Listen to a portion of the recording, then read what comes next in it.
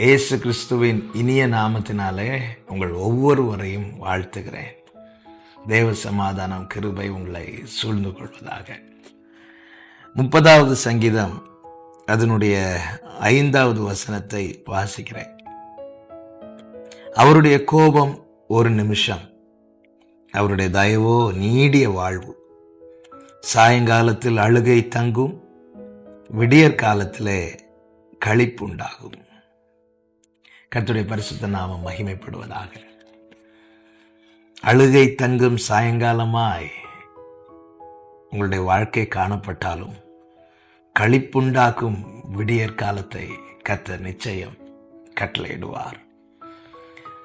இருளை அகற்றும்படி வெளிச்சத்தை உண்டாக்கினவருக்கு மாத்திரமே எந்த ஒரு அழுகையான சூழ்நிலையையும் களிப்பாக மாற்ற முடியும்.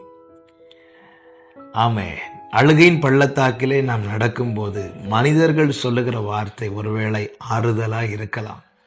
ஆனால் ஆறுதலாய் மாத்திரமே இருக்குமே தவிர அந்த அழுகையை களிப்பாய் ஒருபோதும் மாற்றாது.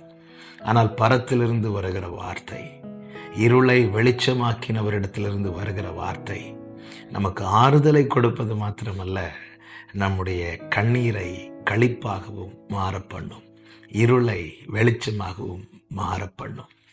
அந்த தேவனை தான் ஆராதித்துக் கொண்டிருக்கிறோம். அவருடைய வார்த்தையை தான் நாம் கேட்டுக்கொண்டிருக்கிறோம். ஆறுதல் சொல்ல முடியாத துக்க வீடாய் மாறினது மார்த்தாள் மரியாள் வீடு. தங்களுக்கு இருந்த ஒரே சகோதரன் மரித்து விட்டான். அவர்கள் ஜெபித்தார்கள், இயேசுவினிடத்தில் சொல்லி அனுப்பினார்கள். இயேசு அறிந்திருந்தார், ஆனால் அந்த நேரத்தில் அவர் வரவில்லை. லாசரு மரித்து அடக்கம் பண்ணப்பட்டு 4வது நாளிலே ஆண்டவராக இயேசு கிறிஸ்து அங்கே வருகிறார். அவர் வருவது துக்கத்தில் பங்கெடுப்பதற்காக மாத்திரமல்ல, அந்த துக்கத்தை சந்தோஷமாய் மாற்ற. ஆமென். உன்னதத்திலிருந்து தோன்றிய அருணோதயமாகிய கிறிஸ்து மார்த்தாள் மரியாள் இடத்துல வந்தார். வந்து என்ன செய்தார் தெரியுமா? முதல்ல துக்கத்தில் பங்கெடுத்தார். ஆமென். அவர்கள் அழுத போது அவர் கண்ணிலும் கண்ணீர் வந்தது. அதோடு நிறுத்திவிடவில்லை. அடுத்து ஒரு விடியலை கட்டளையிட்டார். என்ன விடியல்? அவர்கள் வாழ்க்கையில் இருந்த துக்கத்தை சந்தோஷமாய் மாற்றினார். களிப்புண்டாக்கும் விடியலை அவர்கள் வாழ்க்கையில கட்டளையிட்டார். லாசருவே வெளியே வா என்று ஒரு வார்த்தை அனுப்பினார். லாசரு வெளியே வந்தார். இழந்த சந்தோஷம் அந்த குடும்பத்துக்கு திரும்ப கிடைத்தது. இந்த காலை வேளையில் இந்த வார்த்தையை கேட்கிற ஒவ்வொருவருக்கும் நான் இந்த வார்த்தையை சொல்லி ஆசீர்வதிக்கிறேன். அழுகை தங்கும் சாயங்காலம் போல உங்களுடைய வாழ்க்கை இருப்பதை நினைத்து கலங்காதிருங்கள். இதோடு முடிந்துவிடும் என்று எண்ணி சோர்ந்து போகாதிருங்கள். உங்களுக்கு ஒரு விடியலை, களிப்புண்டாக்குகிற விடியலை கட்டளையிட என் தேவன் வல்லவராய் உண்மை உள்ளவராய் இருக்கிறார்.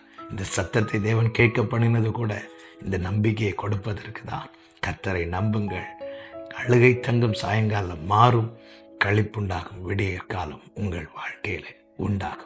கர்த்தர் அதை நிச்சயம் செய்து உங்களை ஆசீர்வதிப்பாராக, மகிழ பண்ணுவாராக.